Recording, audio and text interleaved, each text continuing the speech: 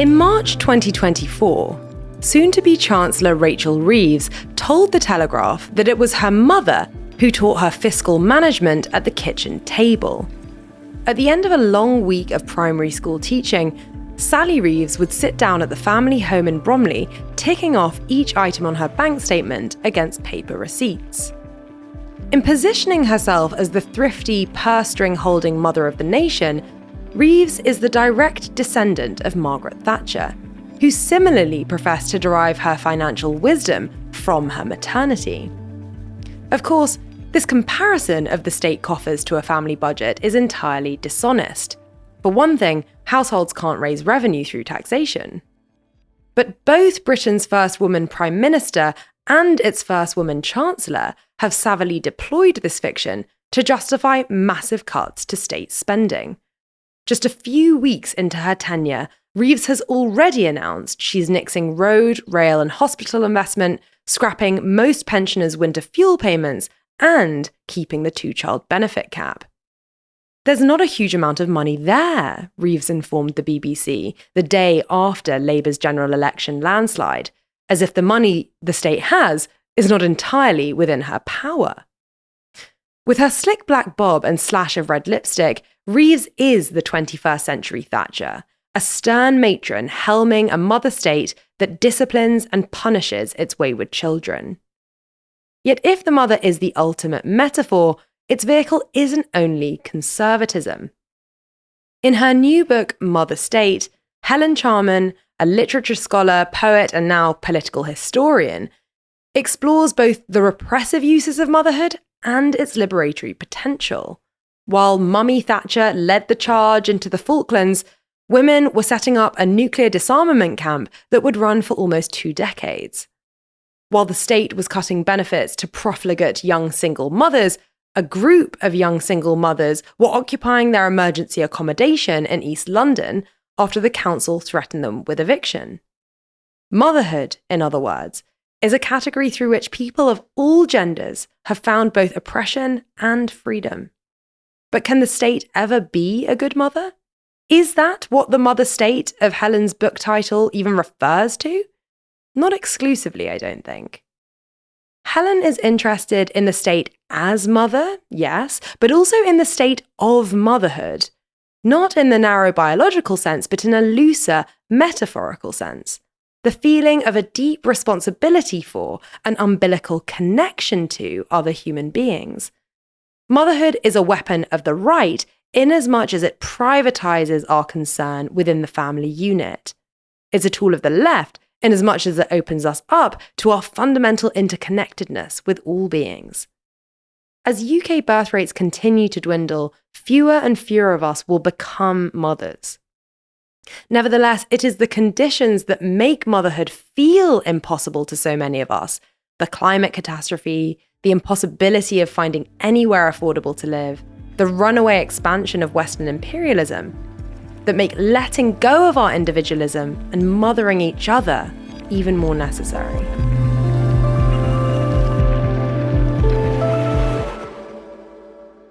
Helen Charman, welcome to Novara FM. Hello, thank you for having me. It's a delight. You write in your book that you grew up as a fantasist in the grip of the, quote, anachronistic conviction that I lived within the shelter of a nurturing state, end quote. So this was obviously the early days of Tony Blair's New Labour era, in which also we were sort of told in retrospect, Sure Start programs fixed every broken home. At the same time as all of this kind of shelter of a nurturing state, you and your younger brother were being raised by a single mum, an NHS physiotherapist whose body was literally breaking under the strain of the state's expectations of her, both in the home and in the hospital. It feels important that the history contained within your book, Mother State, spans from the post-war period to the present, what you might describe as the creation of the welfare state through to its dismantling and now decline. Can you tell us how you came to understand the benevolent state, or the mother state perhaps, and how that understanding fell apart as you aged? Could a child born today grow up with any of the same fantastical convictions that you did? That's a really interesting place to start, I think. I was born in 1993. So, yeah, I wasn't quite exactly concomitant with Tony Blair's premiership, but, you know, I was certainly educated entirely under a new Labour government. And I suppose the kind of fantasy that I speak about in the book is that I think because my mum was very conscious of making my brother and I feel like it wasn't just her who kind of cared about us, but there were all these other structures, you know, the NHS was so amazing and school was great. And, you know, that she was trying to, I think, draw on the resources of the state to show us that we were valued, despite the fact, I guess, that we had maybe one fewer parent than the kind of nuclear families around us when we were growing up. And I suppose it was only when I got old enough to think about, I suppose, the political world around me as something that was a kind of series of choices that had been made by successive governments, that I realised how much of my understanding of what the state was and what it did and its benevolence came from, I suppose, her transmission to us of an earlier sort of fantasy. So if you look at kind of texts written by people like Carolyn Steedman, the kind of welfare state generation, as the historian Eve Worth terms them, who were sort of born immediately after the kind of 1945 sort of welfare settlement, they describe in their testimonies of kind of coming of age in the 70s that they'd been fed by the state and nurtured by the state. And like they actually had, right? Like they'd had orange juice and malt and milk and all these things. And I feel like I grew up sort of imagining like that was true for me too. But it wasn't. By the 1990s, you know, lots of these things had disappeared. It was to a lesser extent, perhaps. I mean, you talk about how your mum dropped you off at libraries where you would be sort of effectively cared for and have sort of free childcare there throughout the day. And obviously, we know that hundreds of libraries, perhaps even some of the libraries that you would have gone to as a kid, have closed since then. So it's sort of it's perhaps not completely a fantasy, but definitely a lot less true than it was in 1945. Definitely. And I mean, and maybe sort of glossing over the fact that I'm not sure she was supposed to be dropping us off at the library and leaving us there all day. No one can the statute of limitations for social services, I think. Yeah, it's fine. But I guess austerity really then kind of came to define the period at which I was coming to what I would describe as a political consciousness. So I couldn't vote in 2010. It was the year before I turned 18. So it kind of feels like a watershed in terms of sort of coming of age then, I suppose. And, you know, austerity obviously has decimated lots of the remaining kind of parts of that social settlement that my mum was relying on. But it also showed me, I think, or taught me, I suppose, that any understanding of kind of the 45 welfare state, if we want to call it that, the kind of settlement that existed up until that point, let's say, for argument's sake, until kind of austerity really began to tear it apart, is really, really rose-tinted. So, you know, it really matters what race you are, where exactly in the country you're living. You know, my mum was a single mum, but she was in work.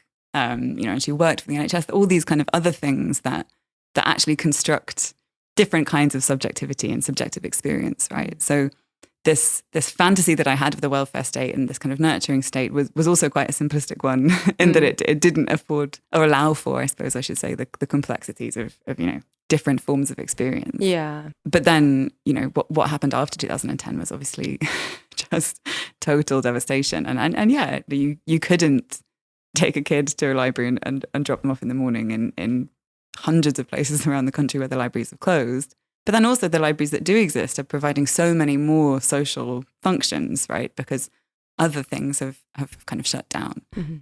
So you then have a strange scenario in which the libraries that are still open, there are kind of librarians performing kind of like citizens advice bureau roles and things like that. So everything is kind of just a bit more ad hoc, I suppose, because of how much things have been dismantled. Yeah, and I can see why that would lead you, who I suppose until now has primarily been a scholar of literature and a poet, to sort of construct a history, because you're sort of trying to excavate how we got to this point, and also to show that there is there is no one experience. And I think like what your book allows you to do is kind of, is to kind of fracture motherhood as a kind of like political concept in a way that maybe theory wouldn't allow you to do. I mean, or at least like history allows for much more easily because it's so specific, you know.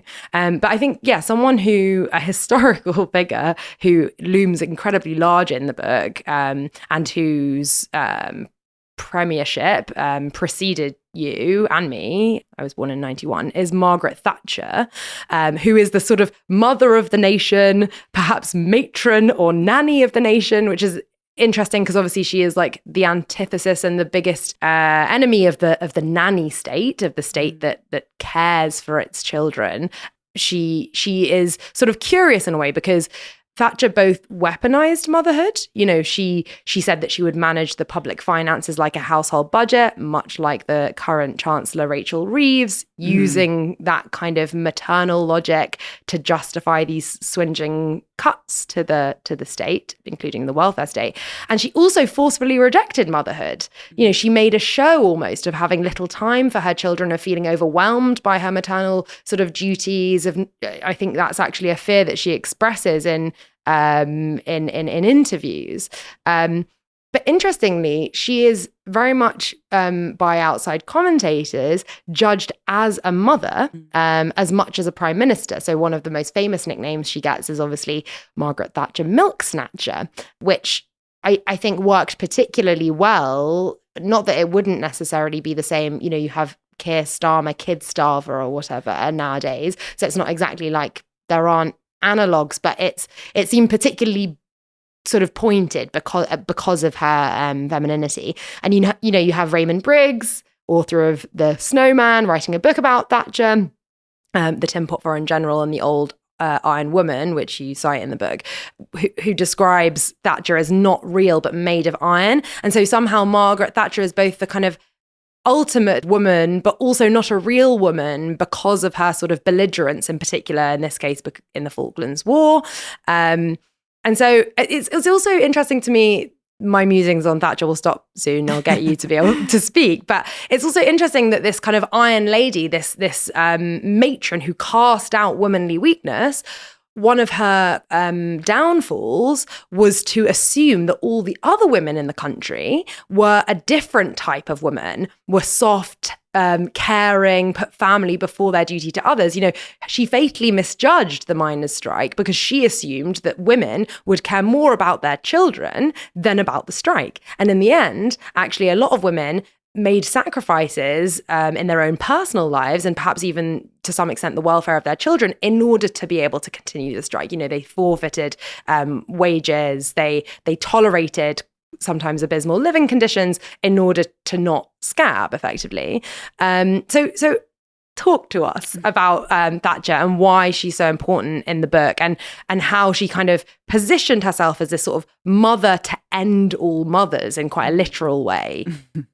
Yeah, I mean, there's just so much. There's so much to say about Thatcher, and she's a huge presence in the book, and I think forever will haunt my psychic life. Now I've spent so many years researching her, but I think the Keir Starmer Kid Starver versus Maggie Thatcher Milk Snatcher is a really useful place to start, actually, in trying to unpick the relationship between maternity and Margaret Thatcher, and so.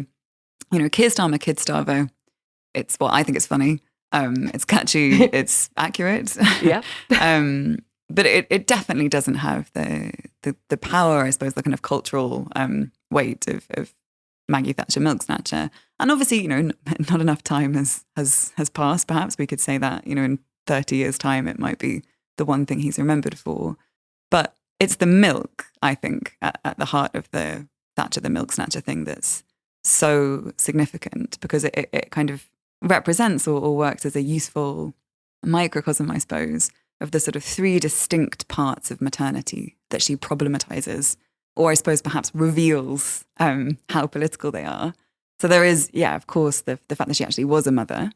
And then second, there's the fact that she, in her policies, materially made the lives of mothers and children worse, and that kind of irony inherent that you gesture towards, that she was anti-nurturing in that sense. But then the third, and I think perhaps most interesting part of it, is the kind of perhaps more psychoanalytic perspective on Margaret Thatcher, which is that the kind of uncomfortableness of milk, that kind of weird relationship to her embodiment, the way that she kind of performed this almost kind of exaggerated, almost sort of drag-like femininity with her hair and her pearls and her bag and her suits. And people became kind of sexually obsessed with her in a way, or certainly psychosexually obsessed with her. And in the book, I kind of document all of these journalists who were kind of talking about how, you know, Nanny had taken over the nursery and Matron was telling everybody off, and it was taking them back to their days at private school, boarding school, sorry, I should say.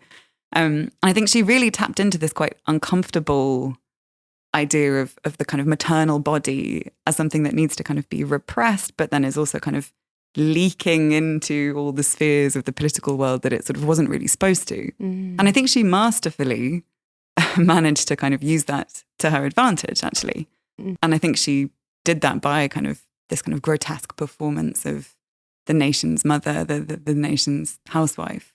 And it made it quite hard, I think, for feminists to oppose her in some ways, certainly at the beginning.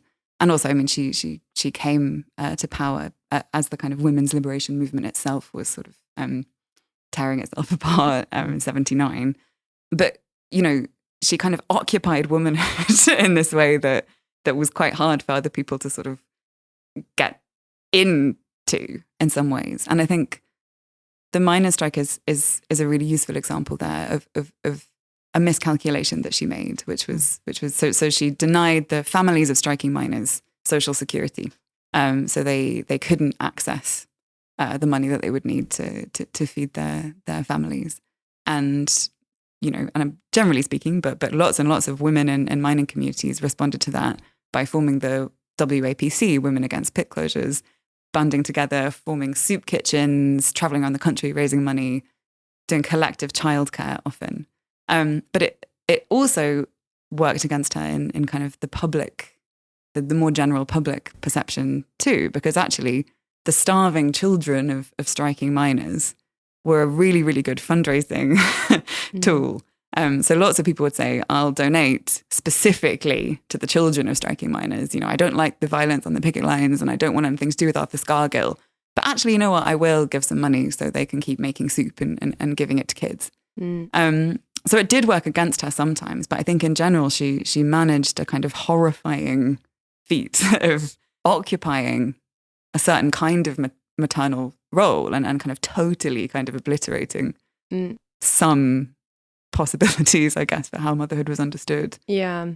My sort of like thinking when I was reading your book about why Thatcher so sort of blindsided what might have been her opponents was that I think she exposed the danger in understanding motherhood as synonymous with care, which ignores a notion that ignores the sort of panoply of feminist theorists and child psychoanalysts, including many you cite in the book, people like Donald Winnicott, Denise Riley, who've all shown that hatred is as essential to motherhood as love, and violence as integral to it as care. You know, birth is the obvious example of this. It's a violent event. You know, I think Sophie Lewis writes really brilliantly about this in some of their articles, as well as obviously Full Surrogacy Now, which is their book about surrogacy and gestation.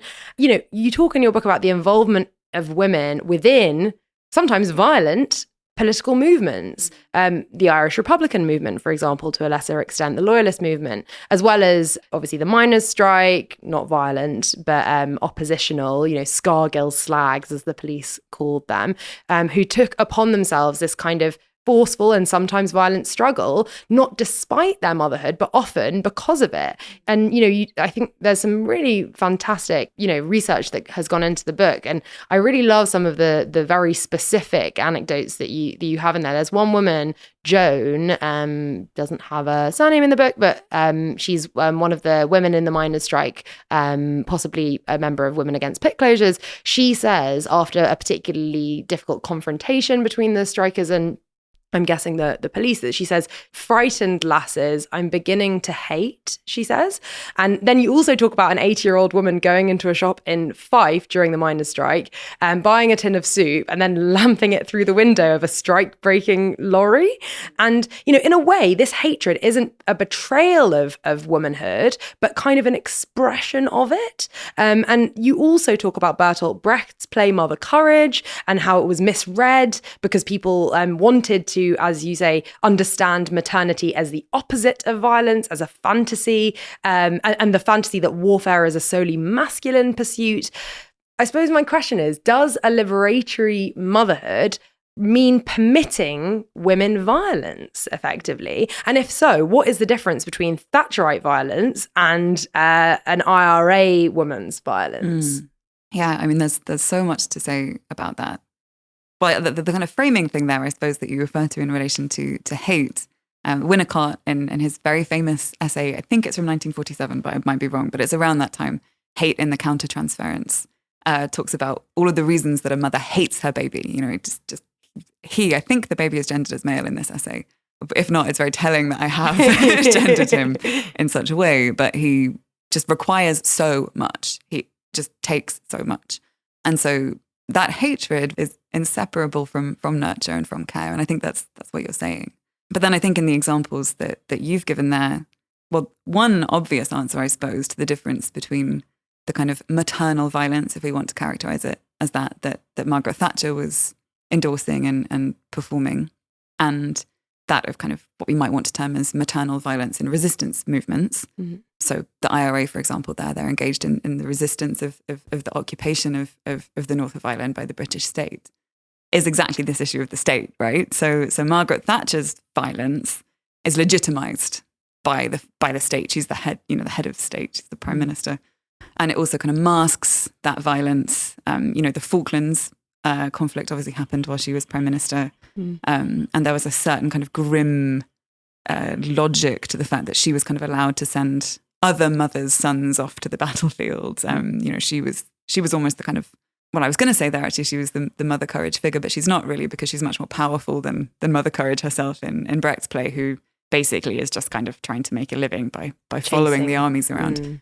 So I suppose the difference there is a difference of structure and of scale, right? State violence is never really understood as violence by the people who are enacting it in the way that the violence that comes from resisting the state is characterized as being, only violent, and it can only ever be understood as violence. And therefore unmaternal, I think, is often the kind of conservative, with a small c, understanding of the relationship between maternity and violence is that they're oppositional. But interestingly, that example that you give from the miners' strike, Joan, so she's fictional. She's a woman in a play. Okay. That was Missed written. that context. No, yeah. So it's that there's a chapter in the book where I'm talking about women against pit closures, and then I talk about this play manuscript that I found in an archive in Beamish, the Living Museum of the North in County Durham. So I was kind of looking through the archive as like people dressed in like old-timey costumes who were wandering around. And the Living Museum of the North is really good. So I would also recommend going. So there's this play script that in Easington in County Durham, the Women Against Pit Closures group, in partnership with Durham Touring Theatre, which was a kind of theatre company that toured the country but was based in the Northeast, got together and wrote this play, this kind of collaborative, creative project based on their experiences of the miners' strike, of mothering and surviving and resisting, and what that felt like. And it's this amazing document, I think it's actually genuinely really, really good. But it's also this kind of amazing historical document because it's this group of, I think, eight women who are, processing and sharing what it felt like to be the enemy within the nation, but also to be kind of trying to care for your children and survive, and you're worried about kind of your own livelihood, but also the welfare of your community. Close a pit, kill a community was the kind of popular slogan in 84 to 85. And it was really interesting to me that part of what they kept coming back to were these kind of interpersonal feelings of hatred and violence and resentment that really kind of characterized that part of the struggle, which I found to be a really useful reminder, again, that we shouldn't romanticize or kind of view the soup kitchens, for example, with a kind of nostalgic, soft focus, Billy Elliot kind of lens. You know, it was a really, really difficult project that often generated lots of complicated feelings, including kind of violent ones. Yeah, and that there is something, inherently that like motherhood requires violence from birth and actually before birth to abortion. You know, Sophie Lewis again talks about how abortion is killing and that's okay, you know, and that we should not shy away from the fact that like there are aspects of motherhood or parenthood that require violence, particularly when you're faced with state violence. You know, kill a community is not necessarily metaphorical. Possibly lots of people did die as a result of pit closures. And so when the violence of the state, particularly that when that violence is kind of legitimated by a kind of stern womanhood that is like legitimates its violence through the kind of garb of femininity, then being a mother might actually require violent resistance or sort of like not necessarily armed struggle, although in Ireland it did, but in the case of the miners and the miners and the miners' partners and the women of those communities, like it was a kind of violence that it required of them, you know. Yeah, and I think, I mean, violence is such a big term, right? And there's so much within it, and I don't want to generalize and say that it's all the same kind of thing, right? And I think, you know, the violence of the state, even if we think about that, particularly let's say during the 80s, let's say during the miners' strike, even there was obviously the kind of the violent policy, or what was understood to be violent policy, that was kind of anti the mining industry in the UK as a whole and anti these communities. Then there's also the way that the strike was policed, the police violence, you know, the Battle of Orgreave, things like this. But there's also the kind of secret interpersonal violence that we now know about through things like the Spy Cops inquiry. You know, the violence of the state operates on all these different levels. And so then necessarily when we're thinking about any kind of response to or resistance to that violence, it's the kind of complexities multiply, right? Because it's, you know, it's really difficult to resist this kind of, you know, the state can feel a bit like a hydra, I think, in some ways. You think that you know what the police are doing, and then suddenly you realize the law's changed, or, you know, you don't realize for years and years that someone's infiltrated your movement, or that you're having a relationship, and even a child in some instances, with someone who's an undercover police officer. So I think when we think about how you might, in a specific historical circumstance, respond to those things, it's very complicated, but it's hard to ever say that, you know, mothers respond like this and they don't respond violently, or to respond, you know, in any kind of resistance is not maternal. Well, that's it. And the state's afforded all these creative ways to repress us, but then there's only one right way to be a victim. You know, it's like we see that in Palestine now. It's like, you know, there's only one way for Palestinians to respond to genocide, which is to shut up and die, basically. And so, you know, this is the kind of fundamental hypocrisy of state versus non-state actors, is that the state is legitimate by virtue of being the state, no matter if it spies on you, like deceives you into a relationship, beats you to death in police custody, whatever. But like there's only a certain number of forms of resistance which are legitimate, and even fewer if you're a woman or a mother. Yeah. And I think that example that you give of Palestine there, I mean, in the Venice Biennale, I can't actually remember when it was. It was a few months ago from when we're speaking, in the summer sometime, May maybe? I can't remember. The theme of the Israeli pavilion was motherhood.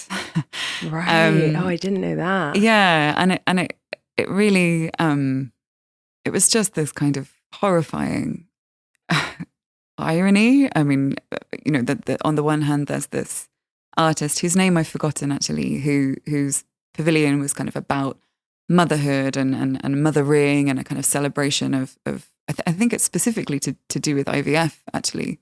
And then on the other hand, obviously, all of these stories from Gaza children dying and mothers dying and everyone dying. But it was a very clear, I think, example of the way that the innocence of maternity, the kind of figure of the mother and child, or the right kind of maternity, can be weaponized and used by a state that is at the same time committing extreme violence on mothers and children. Yeah. In this specific case in Gaza, but that paradigm is not an isolated one. Not at all. Actually, this brings me to a question which concerns you, and you talk in the book about having, we're talking about colonial dynamics in which motherhood is kind of entrapped, and I think this is directly relevant to your own experience as a volunteer birth companion for Amma, I think it's called, which is a Glaswegian charity which supports people who would otherwise give birth alone, like particularly those from migrant backgrounds who might have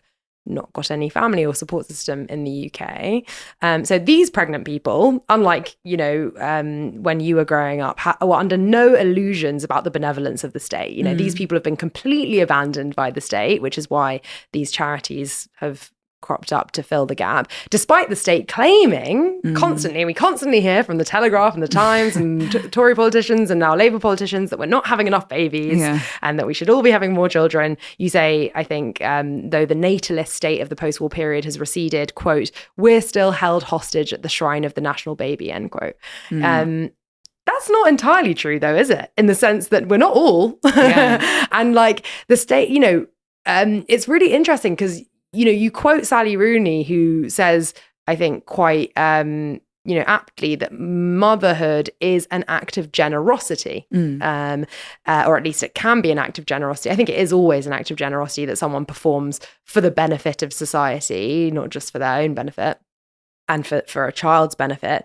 But at other times, motherhood becomes not something, a generosity that a person does for their society, or a duty that the state demands of a person for their nation.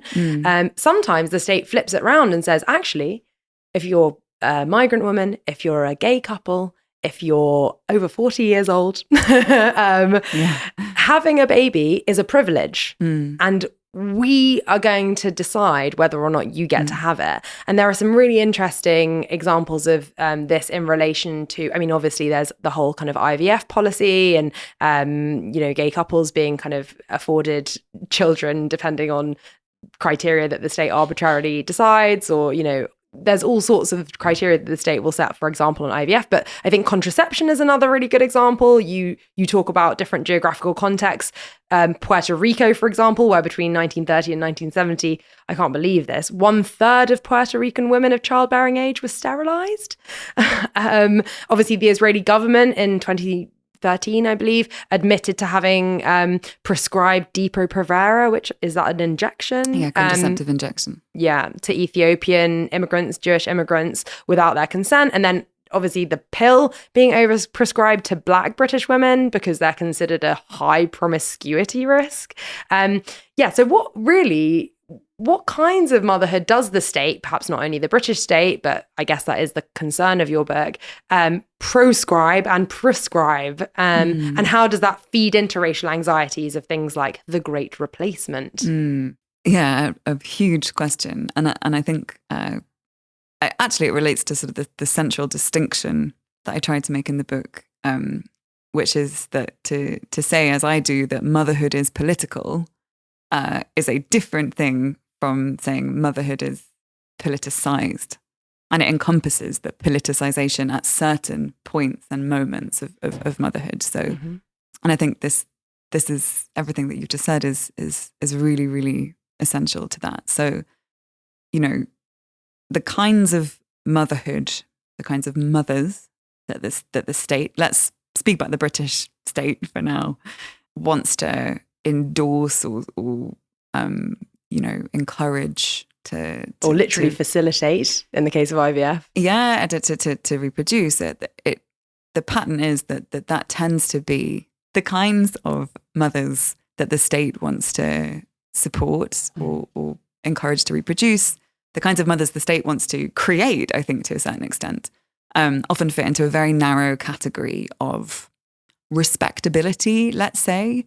And it's often kind of directly to do with material support, right? So there's this idea that, if you have children, but you can't afford, quote marks, you can't afford to have children, so you need to claim some kind of support from the state, then you're a bad mother immediately, wrong kind of mother. And that extends often to social housing, particularly now when that social housing is so scarce. There's this idea that if you need to rely on social housing so you can house your children, bad mother. And this all kind of goes along with the sort of logic of capitalism, right? You're worth what you earn. You're worth what you spend.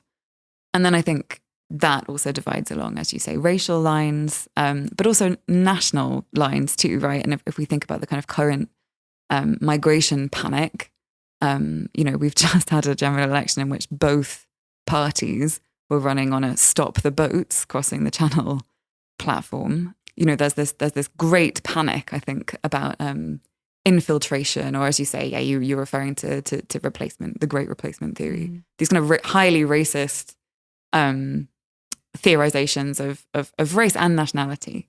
And I think this sense that the panic, as you describe in the Telegraph or in newspapers like that, where they keep saying not enough British women having children, often they're referring to like middle class, often university educated, pretty much always white, I think, in these particular kind of right-wing newspapers' fantasies of what a mother should be. And then it's not like those women are really getting off lightly either, because they're being chastised and told off for not having children. Yeah. And then the people who the Telegraph seems to think are having children are the wrong kind. So it's not just a panic about the kind of lack of babies being born in Britain. It's a panic about the lack of the right kind of babies being born in Britain, right? And that also kind of taps into anxieties about the funding of the NHS and the kind of, I'm doing scare quotes here, abuse of NHS resources by migrants. Jacqueline Rose in her book Mothers begins the book with the story of Bimbo Ayala Bola, who was kind of castigated, I think, in the Daily Mail for having, I think it's quintuplets, but I might be wrong about that, on the NHS. Right. And this was kind of understood as this kind of horrifying, use of resources by the wrong kind of person for the wrong sort of number of babies. I mean, Jacqueline Rose writes about it very, very eloquently. I would encourage listeners to go and look that up. Yeah.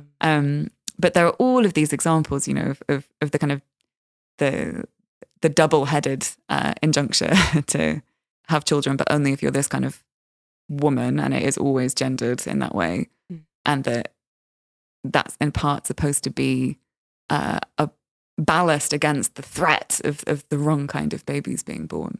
Yeah. So I think I want to go back to this distinction between political and politicized motherhood, and just to kind of clarify it a bit, because I think it's really important.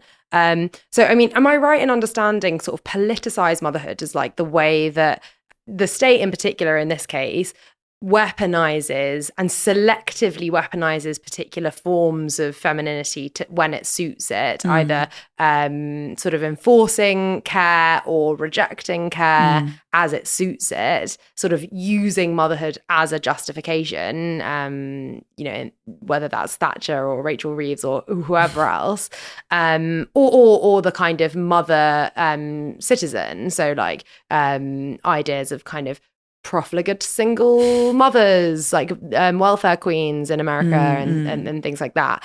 And how is that different from political motherhood, in that political motherhood is has a kind of potentially liberatory agenda, is more consistent rather than sort of selective and cherry picking and ambiguous? What's the difference? For me, it's a difference in interpretation, I should say. So the argument that I'm putting forward for political motherhood, for all motherhood and all moments included in that, all kinds of mothering being understood as inherently and irrefutably political, I suppose is a response to the kind of interpretation of both motherhood and the political that suggests that they only meet at certain moments.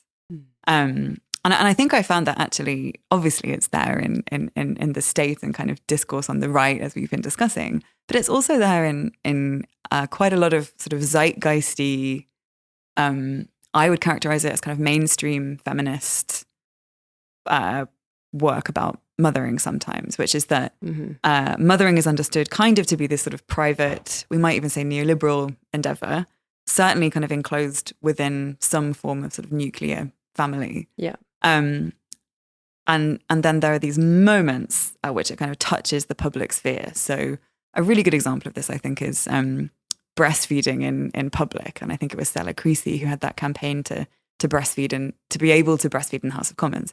It's obviously not that I don't think people should be able to breastfeed in the House of Commons or chest feed in the House of Commons or you know, that's great. Yeah.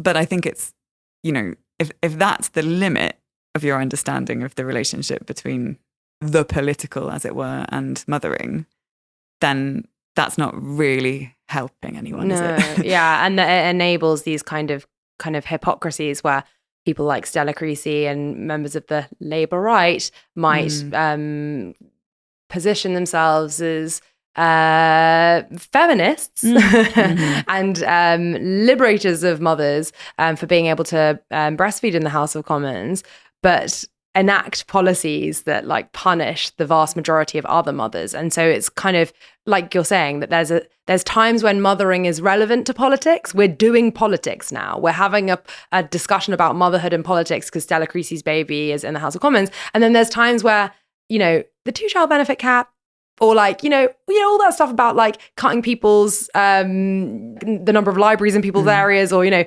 Rachel Reeves saying she's going to stop new hospital investments, new rail and road investments. Who do you think that's going to punish the most?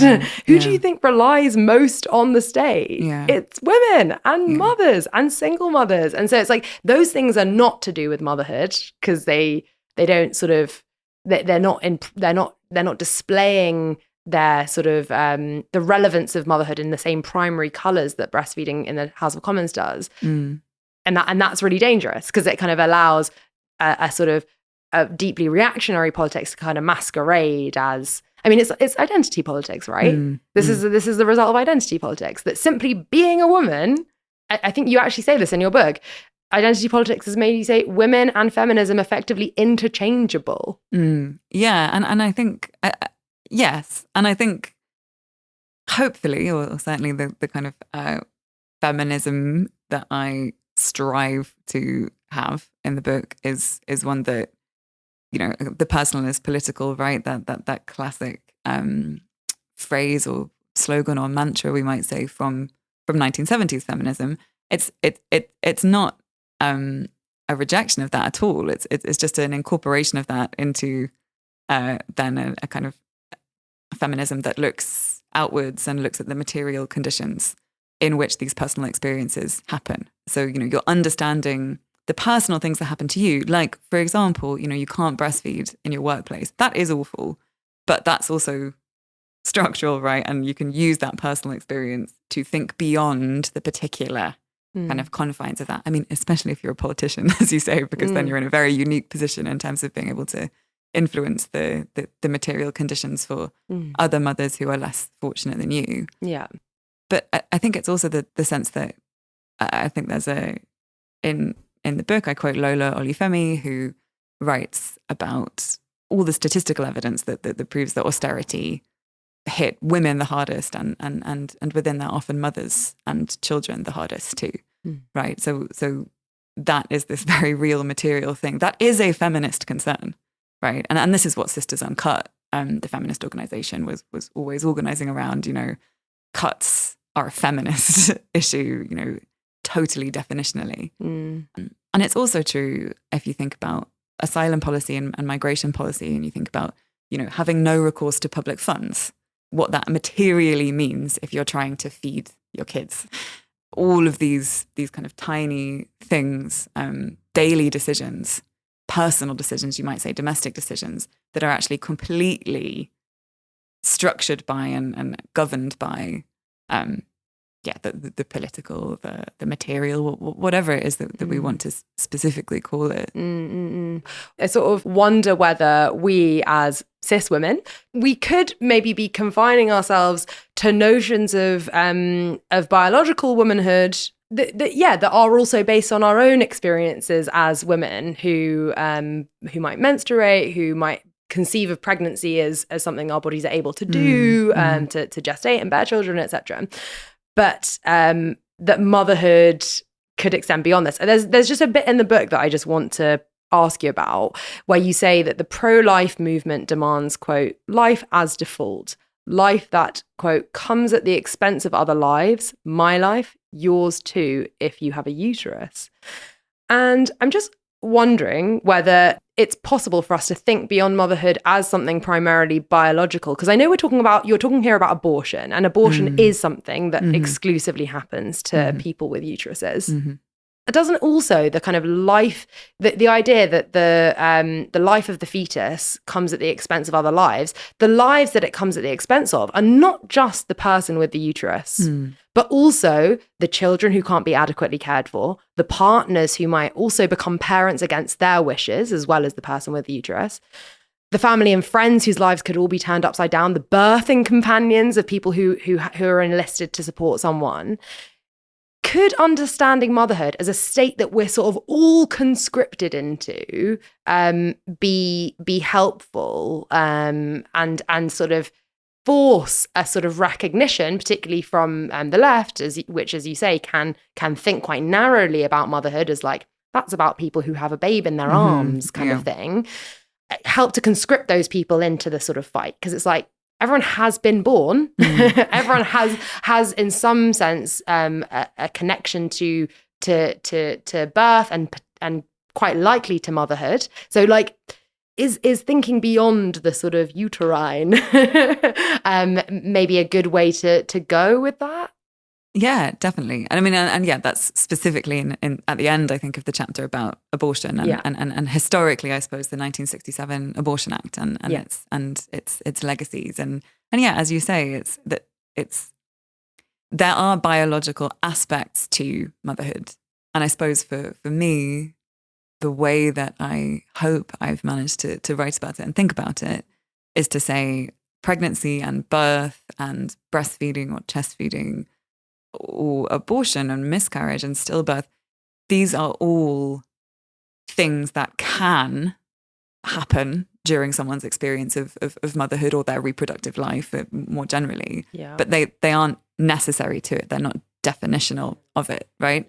And I think it is really, really useful to both hold on to the very specific times where the biological does matter. Like if you have a uterus and you're pregnant and you don't wish to be pregnant, that's when the 67 Abortion Act and the legacies, the kind of awful legacies of the pro-life, anti-abortion movement and their definition of life and all of these things really, really does matter and count at that moment when we're thinking about that thing. But there's this amazing essay by Emma Heaney called Is a Cervix Cis?, which talks about just having a kind of cis woman's experience of, your own body, your own relationship to biology, to reproduction, to menstrual pain, to pregnancy, all these things. That doesn't have to enforce this idea that there are kind of separate sexed experiences, right? It can create what Heaney calls transhistorical feelings of solidarity.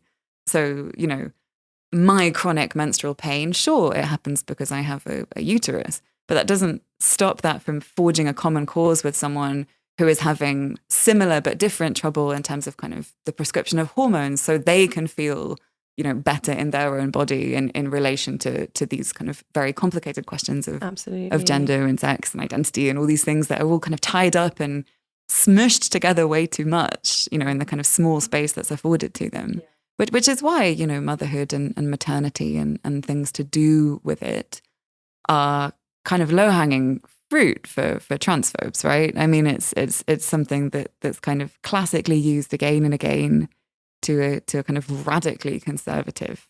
And you can see why, right? Because it is kind of, birth is a physical experience that requires you to both have a uterus and to have carry a fetus to term inside it. But we shouldn't let them force us into the trap of saying that that's the only thing that mothering is or motherhood could be. No. Does that make sense? Yeah, it does. And I think the solidarity thing is really interesting. It like kind of resonates with something that I've been thinking about recently, which is like mastectomy, which is obviously an experience that lots of women have. And, breast cancer is, I think, affects something like 1 in 7 women or people with breasts. And, the experience of having a mastectomy, and if you then choose to have a reconstruction, which I think many people do after they have a mastectomy, is gender affirmation surgery. That is gender affirmation surgery. There are thousands and thousands of cis women getting gender affirmation surgery week after week. And like, how, does that not occur to so many people who might, be part of the gender critical sort of school of thought, and I'm sure many of them have had mastectomies. It doesn't occur to them that the HRT they're taking is the same HRT a trans person takes. That the reconstruction they're getting is from the same NHS surgeon that's doing the top surgery for a trans woman the next week. That these are literally often the same experiences, or such analogous experiences that it's like, it's crazy that we don't think trans historically as you were saying. And I suppose it's also because we are, each of us is limited by our own experiences of being a subject in history, right? And I think, gender and certainly, discourses of womanhood and femininity, they're historically produced, they're socially produced, they're culturally produced. And so, these kind of cultural sets of ideas, these kind of frames and molds that we are used to thinking in, or kind of the general, I suppose, what would we say, mainstream, or perhaps almost kind of canonical ideas of the difference between a man and a woman, and your experience of being a man and your experience of being a woman, are kind of historically rooted in these, the scientific discourses, I guess, of our time, and you can see why people get stuck in those ways of thinking, right? I mean, it's hard to change your mind. It's hard to be flexible. It's hard to think about your experiences as things that could be experienced by somebody else who seems to you very, very different. But just because it's hard doesn't mean it's not possible. And it doesn't mean that it's not really at the root of, any kind of politics that believes in communal or collective kind of responsibility and respect for each other. I think that's really interesting what you're saying about it's hard to change your mind, because I have been wondering, and something I wanted to ask you about is like, is there a strategic use of kind of incorporating conventional notions of motherhood, the constructed notions of motherhood as caring, loving, like babies, bottles, for more radical ends? Like this was something that comes up in the Greenham Common peace camp, from which was situated at the site of an RAF base in Berkshire between like 1981 and 2000, something like that, and very much did use the imagery of motherhood, babies, bottles, grannies against the bomb, to win people to their cause. And to some extent they did. Like, I think even you cite some sort of conservatives who are somewhat persuaded by what the Greenham Common women did. But that tactic did bring them into conflict with elements of the women's liberation movement, who very much wanted to emphasize maternal ambivalence, the burdens of social reproduction. They thought that, some of these Greenham Common women were kind of hamming up their motherhood to, political ends. Is there something always reactionary in invoking these kind of stereotypes of women as love and men as war, even though it was actually Margaret Thatcher doing a lot of the warring at that time? Or can motherhood be a sort of political vehicle? Like, is it something that we can, as a kind of transitional measure, actually like incorporate within our movements? That's a really interesting question. And I think my instinctive sympathies, I suppose, although I think Greenham Common, the peace camp that was there is amazing. I think it's an amazing thing that people did. And it was where American nuclear warheads were being stored, and it was then turned into an RAF base. And these women, often with their children, sometimes leaving their children behind, which is also, that's part of mothering too, or certainly related to it, would camped outside the perimeter fence and kind of formed this community. And that is, it's a kind of incredible thing to do. My own sympathies, I have to say, certainly when I was in the archives and reading the kind of debate in the women's liberation movement, particularly among Marxist feminists or socialist feminists, about the use of the long blonde-haired pregnant mother images. I think it might be the historian Alexandra Kokoli who either refers to that or coins that phrase. But this idea that it was totally regressive, and it was kind of unwinding all of the progress that the WLM and other feminist movements had made, and saying, womanhood is not synonymous with bearing children and caring for children and raising children and being pretty and, teddy bears and knitting and all these things. I think my instinctive kind of scratchiness kind of sides with that perspective. But also, it's a very, very effective way of highlighting what was at stake, right? You see a teddy bear or, a child's toy or grannies against the bomb, and it kind of uses very effectively exactly the images that the state uses to kind of try and define what mothering is and caring is, and also to try and put mothers in their place sort of politically, and takes it out of the home and takes it out of the domestic realm, and instead says, the future, if you think that we are responsible for raising children, we also are then representative of the idea of the future. And that's what they were doing, I think, in using those stereotypes. The project of the book, I suppose, is to try and reframe motherhood as a political thing, as I've said. And I guess part of that presumably has to be a reckoning with how the kind of conservative traditional ideas of femininity and maternity are used, right? I think we can't just ignore things like that. And also, I don't want to prescribe to anyone how they should feel about mothering, how they should feel about, babies and bottles and the other things that you listed. That I love babies. I love holding babies and feeding babies, and I think they're really cute. They smell great, and they smell great. It's we don't have to pretend that there isn't. I suppose that softness there, that kind of.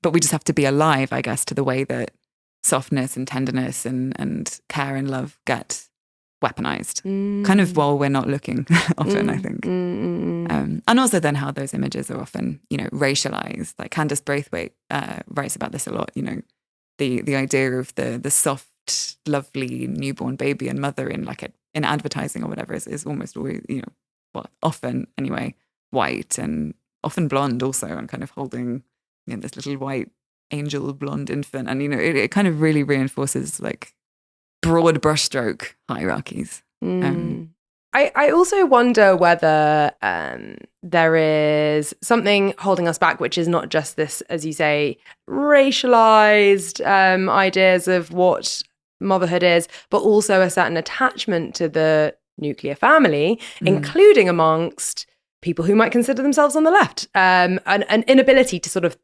imagine our lives differently that might sort of relate to a certain sexual conservatism. This comes out in Sally Rooney's new book, Intermezzo, whose protagonist is a man who can't see that the obvious solution to his sort of professed inability to choose between two women is a menage a trois. Just do it all, man. No, but when it comes to things like communes and kind of co-parenting, those things I think seem impossible to us, unthinkable to us now. Those experiments of the 60s and the 70s, not just because of a lack of appropriate housing or money, but a certain maybe disdain for unconventional modes of sexual or romantic relation. I don't know. Do you sense that in your own experience? Yeah, I think, yes, there's a chapter in the book in which I write about experiments in raising children collectively and living collectively.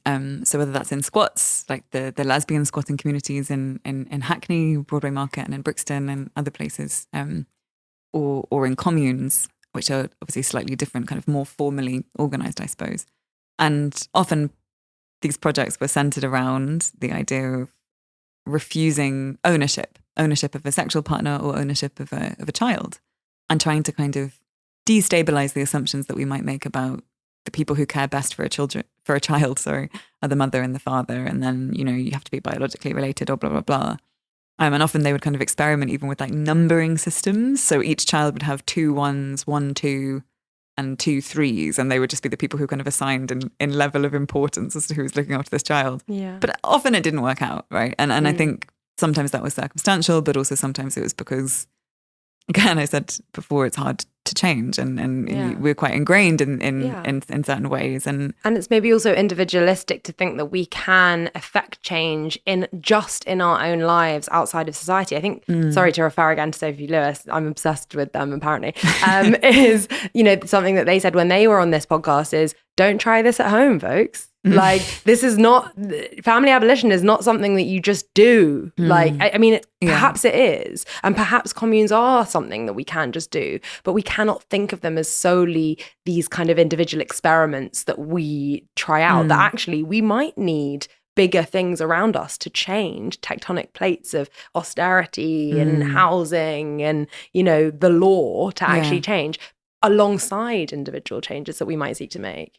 I like that emphasis that you put in your book, the dual emphasis on meeting people's immediate needs whilst also working on something bigger and more ambitious, this is not a trade-off, and that and that we're not capitulating to sort of reformism simply by just asking for more than 2, like to scrap the 2-child benefit cap, for example, or we're not, you know, or like by pushing the Labour Party to be better, you know, like these things are necessary, but also perhaps an immediate, whilst perhaps there's also an acknowledgement that like some massive change, perhaps revolutionary change in the state and how it operates would be necessary to actually have any sort of genuinely benevolent state. And like, is that even possible? Like, we have a state that is so embedded in like the global security system, the military industrial complex, the colonial projects of America and Israel, and like, you know, all of these things feed directly back into the state that we live under, you know, that these things all boomerang back to us, which we see in protest movements being policed in exactly the same ways as, you know, Palestinians are in the West Bank, and you know, all of this stuff is of a piece, I guess, is what I'm trying to say. And that like, perhaps the reality is that we are going to be we are necessarily going to be in, but we're going to have to be against the state for quite some time and sort of participating primarily in movements that operate in an antagonistic relationship to the state. Is what I'm trying to say. And, you know, fill in gaps created by the state, not necessarily rather than, but in significant addition to any work that attempts to change the state itself. Because I don't know how much more we can actually extract from grey labour, you know, how much are we actually going to get? And are people actually going to just have to be fed by their friends, neighbours, housed by communities, whilst we work for some kind of much more kind of major shift in the actual nature of the state, which might occasionally like throw out scraps, but is fundamentally a disciplinary force. Yeah, and I suppose part of the issue there, right, is that welfare, you cannot separate the welfare state, such as it is, or what remains of it, from the disciplinary functions of the state. And so one way of thinking about that is well, can we, right? How can we kind of, is there a way in which there's a welfare state without a disciplinary state? I mean, right now, if we think about the NHS as an example of that, well, not really, right? I mean, often, increasingly, there are kind of passport checks, you know, in hospitals. And if we think about the kind of divisions of labour within hospitals, you know, the home in the hospital is a kind of famous phrase of wages for housework. Yeah. Then I guess the answer is, well, right now, no. Yeah. But trying to think, or certainly something that I try and think about, is is there a world in which there's universal provision of welfare support that isn't co-opted into the disciplinary state. You know, how can we think about that? Yeah, like having it be less conditioned, which I guess is like sort of what universal basic income is, right? That it's like there's no questions asked, it's not conditional, it's therefore can't be taken away. Everyone gets it by virtue of existing in the state. So that, I guess maybe that's the kind of very obvious but and often cited policy, but that is a good example of a policy which theoretically could exist outside of any disciplinary kind of logic, because you just get it. Yeah, and I wonder too, you know, if we think about mutual aid and we think about COVID, right? So there were people writing during the COVID lockdown, the Care Collective being one of them, who published the Care Manifesto, I think in 2020 or maybe 2021. But it was about, you know, this moment of mutual aid and kind of community support, these groups that we saw springing up, might be a moment of possibility at which kind of transformational change might happen in the way that we all interacted with each other. And I mean, I think it sort of wasn't, which is... Or it was very short-lived. Yeah, and, you know, I think... you know, that there were lots of people who also loved to kind of police their neighbours and during lockdown to the COVID police, yeah. But I think there are reasons to be optimistic about the ways that we can support each other. And I suppose, you know, we've mentioned a few times, but I don't think I've really spoken about it, being a birth companion. So the reason that I decided to train as a birth companion, so a birth partner or a doula, I guess is what it's also called, was I was living in Glasgow at the time, and I knew there was this organisation, AMA, which is truly brilliant. And you can volunteer to be fully trained as a birth partner or a postnatal companion. And then you're matched with someone, paired with someone who needs your support because they're going to be giving birth alone, or they're going to have that postnatal period with no support. And I'd spent all this time thinking about motherhood and mothering. I don't have a child myself. So I also realized that I had all of this free time and flexibility. You know, I love hanging out with babies, as I've said. But, you know, organizations like that, and AMA is a charity, you know, it's not a state organization, allow people like me who are kind of blessed with free time and flexibility to help out, I guess, more proactively than, you know, otherwise I would have been able to. But also, you know, you get something in return from that too. You learn new skills and you think about yourself in relation to your community in different ways. And Glasgow at the time was the asylum seeker dispersal area in Scotland. It isn't anymore. You know, I haven't got experience of seeking asylum. You know, I was living a completely different kind of life. You know, and it brought me into contact with my surroundings in a way that I wouldn't have otherwise been. You know, it's instilled in me a kind of lifelong hatred for Mears Housing Group, who the privatized asylum seeker housing company. I mean, it is mutual. Like anything that you do for someone else, is for you as well, right? Yeah. I mean, and I think that to me always feels like an optimistic way of thinking about, you know, things we could do in the meantime, while we're waiting for the state. I really love the idea that there is a mutuality inherent in these experiences. And this, I think, brings me to my final question, which is very much, I think, the epiphany that I had coming to the end of the book. Towards the end, you write, quote, "If you want to nourish your children, you have to try to nourish the social world around them too." And which reminds me of the image of pregnancy, which is exactly that. In order to nourish your growing child, you have to eat, for example. You have to nourish yourself. And in that sense, it sort of made me realize something about the title of the book, which is that the mother state, and correct me if I'm wrong, but this is now my sort of linguistic analysis of your title.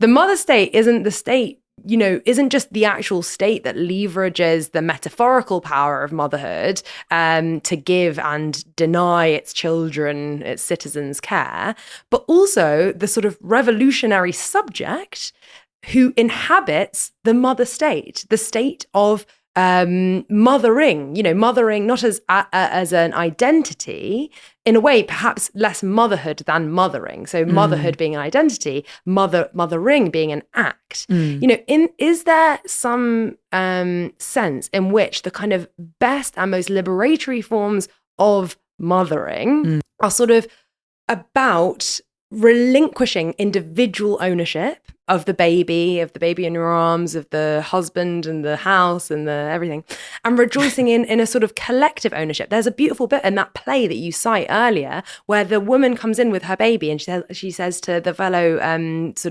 miners' wives, here's my baby. And they say, it's not your baby, it's our baby. Yeah. And I thought that was really beautiful. I know it's so cheesy, but it's so beautiful because it's kind of, you also have this beautiful quote from Maggie Nelson in The Argonauts where she says, you just have to let go and let the baby out. And that motherhood is an act, not of having, but actually of letting go, letting go of the self, letting go of the baby, letting go of control, of certainty, of this division between the sort of individual and the collective. I'll end with another quote from the mother of one of the hunger strikers, Marriott Nugent, who was, I think, in Armagh, hunger striking with other women in the Irish Republican movement. Her mother says, she's obviously asked if she's worried about her daughter's welfare. She says, it is not up to us. I know my daughter is determined to win or die. And you talk about Margaret Nugent, this mother, saying, her role as a mother wasn't to protect her daughter from harm, but to honor and facilitate the bravery of her child. You also write towards the end of the book that we have to construct conduits for each other, that motherhood is about enabling another person to come into being, and not just another person, one's child, but another person, oneself, another person, one's community. And it's creating kind of conduits rather than vessels, creating paths to freedom rather than objects to have, babies to have. Is that right? Yes. I mean, it's very moving to hear your interpretation of it as well. And I think the self is important there, right? The tension, and I think at the moment, the lack of kind of support for mothers individualizes them, and also kind of can feel like it obliterates selfhood. You aren't given enough support to feel like you can retain your hold on the self that you were before you had a child. But your role is to facilitate the coming into selfhood of another human being. And if we can think of a kind of radically different set of circumstances in which not only do you get to feel as a mother like you can hold on to your own sense of who you are, but you're also much better supported in allowing your child to not really be your child anymore, to be themselves, and then also to kind of come into contact with a whole kind of cast of characters in the world who can teach them things too, and can care for them too, and can care for you too, and how much that can change you in a positive way, so it doesn't have to feel like a loss. And there's this tension, I think, that kind of runs throughout the book, which is that the same things that make motherhood kind of potentially liberatory are also what make it oppressive. And so the shadow side of this, obviously, is, let's say, pregnancy and abortion, where, yes, in order to become a mother, you destroy the self. But that's because in our current state, a woman has, as you say, a pregnant person has fewer rights than than the fetus, and then potentially a carcass, than a dead body. And so, the repressive mother state deletes the pregnant person's selfhood, deletes potentially the woman's selfhood, the mother's selfhood, in order for her to kind of give rise to this new life. But there is a liberatory way of thinking about it as well, which is that to be a mother is to let go of a clinging to the privacy and the kind of exclusive concern with the self and the family unit, and can actually be fundamentally a connecting experience with one's community. A lot of those women against pit closures possibly wouldn't have become involved in those movements had they not been really deeply interlinked with their neighbours and reliant upon a whole network of other mothers. Yeah, and I think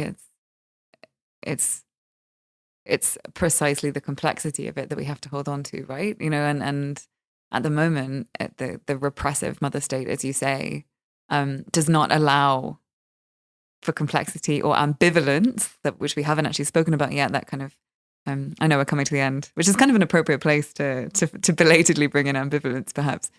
But this feeling of yes, no, go away, come back, a sense that you're allowed to feel complicated and to change your mind and to have a kind of selfhood that's in flux and be a mother, and also that can facilitate kind of community relationships and liberatory politics and kind of everyone maybe being able to cut you a bit of slack or cut each other a bit of slack to kind of minimize it in some ways. But sometimes it does just come down to that, right? Like it's, you need a break to be able to fully care about other people. You need to not be, at your absolute limit of kind of, changing nappies and being responsible for everything and having no sleep and a kind of this kind of exhausted sort of husk. And I totally agree. And that it's both. And I think there's a bothness that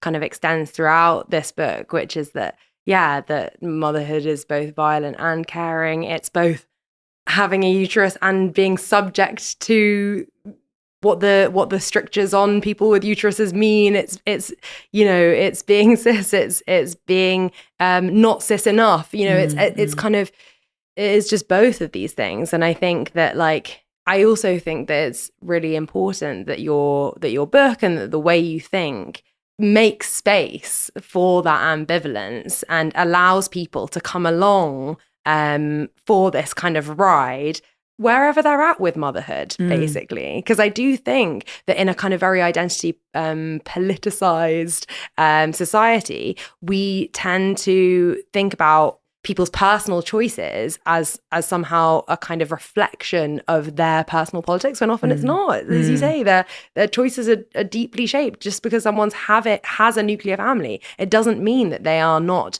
open to notions of family abolition, for example. Yeah, and it's all circumstantial and material and kind of historically conditioned, right? And that's okay. Yeah. We have to start there.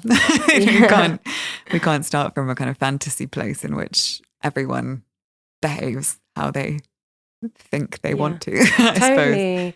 Yeah, and this is really, I think, a good place to end, because this is why I think it's so important that this is a political history. And I know this is kind of in some ways a new genre in your work, but I think it's really important because the question of that I think I'm sometimes tempted to ask is what should motherhood be? What could motherhood be? And these are all interesting questions, but I actually don't think you can answer them without answering the question of what motherhood is and what it has been conditioned to be. And I think this book is so helpful in helping us answer that question in order to be able to have more imaginative conversations about what the possibilities are, to understand the conditions that we're in order to be able to manipulate them, basically. So thank you so much for joining me for this wonderful discussion of a really, really great book. Oh, thank you for having me.